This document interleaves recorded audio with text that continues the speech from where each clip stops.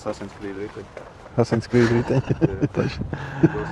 Interesants stāstījis ar šo mašīnu. Mēs 2 reizes, mums bija iepriekšējais Volvo, jaunāks. Un bija atbraucis pirmais klients, viņš pamanīja diskus šos te, kas stāvēja uz 14. gada mašīnas, ja? Šitā ir 8. Un viņš pateica, Klau, es nepirkšu jums to 14. gada mašīnu ar šiem te diskiem, vai jūs varat samainīt viņus. Nu, galu galā mums tas deals, mēs pateicām, jā, bet deals mums ar viņu nesanāca.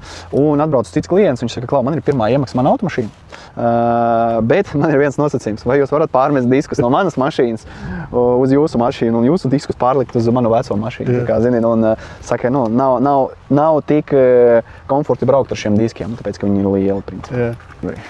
Šis auto ir ievests Latvijā, viņš nav braucis pa Latvijas ceļiem. Viņš ir ievests no Itālijas un no 19. gada sāka ražot jau tos neskaidros cipariņus aizmugurē, ka tu redzi nevis 3 litri dīzelis, bet 50D, 60D un tam līdzīgi. Ja? Šis ir 50.